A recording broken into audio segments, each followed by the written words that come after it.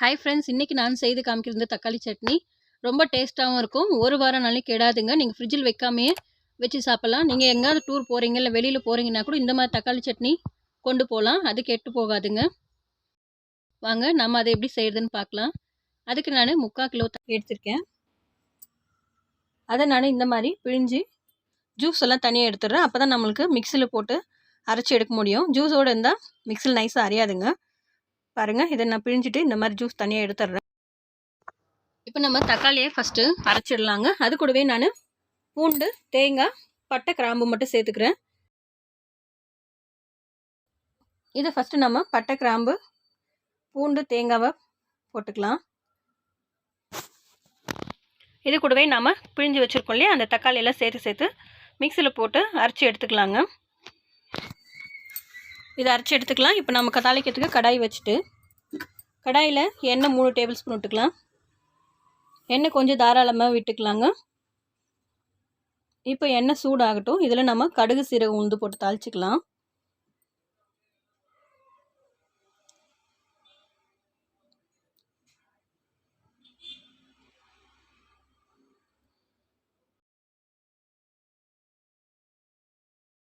இது கடுகு பொரிஞ்சு வரட்டும்.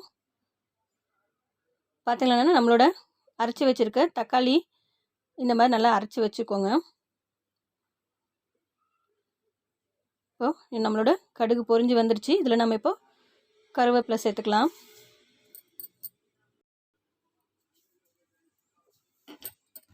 இப்போ அது கூடவே நம்ம அரைச்சி வச்சிருந்தோம்ல தக்காளி, பூண்டு, தேங்காய் எல்லாம் அதெல்லாம் சேர்த்துக்கலாம். இதிலே இதை கொஞ்சம் நல்லா இந்த மாதிரி கலந்து விட்டுடலாம். அதுக்கப்புறம் நம்ம பிழிஞ்சு வச்சுருக்கோம் இல்லையா தக்காளி சாறு, அதையும் இதிலே சேர்த்துடலாம். வேறு எதுவும் நம்ம தண்ணியெல்லாம் சேர்க்கக்கூடாதுங்க, இதுவே போதும். இப்போ இதுக்கு தேவையான காரத்துக்கு மிளகாய்த்தூள் சேர்த்துக்கலாம். நான் பார்த்திங்கன்னா மிளகாய்த்தூள் 2 ஸ்பூன், குழம்பு மிளகாய்த்தூள் 2 ஸ்பூன் போட்டிருக்கேன். அப்புறம் அதுக்கு தேவையான உப்பு சேர்த்துருக்கேன். கொஞ்சம் காரம் நல்லா அதிகமாகவே போடுங்க. இது புளிப்பாக இருக்கிறதுனால நல்லா காரமாக இருக்கணும். டேஸ்ட்டும் அப்போ தான் ரொம்ப சூப்பராக இருக்கும்.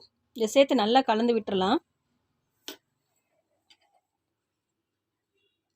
இது இப்போ தக்காளியில் இருக்கிற சாறு, அப்புறம் நம்ம இப்போ ஊற்றினோம் இல்லையா தக்காளி ஜூஸ், அது எல்லாமே வந்துட்டு நல்லா சுண்டி வர அளவுக்கு நல்லா கொதிக்க விடணுங்க.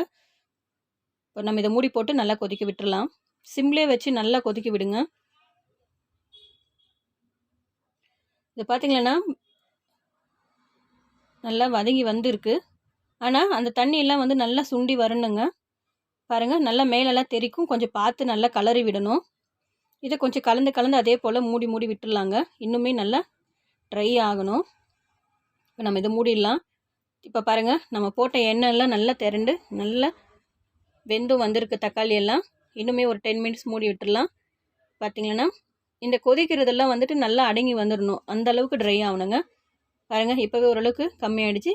இதுவும் இந்த அளவுக்கு கொதிச்சதெல்லாம் இப்போ பாருங்கள் கொதிக்கவே இல்லை. இந்த அளவுக்கு ட்ரை ஆகணுங்க. இப்போ தான் வந்து ரொம்ப டேஸ்ட்டாக இருக்கும். இதை நம்ம இப்போ ஒரு பவுலுக்கு மாற்றிடலாம்.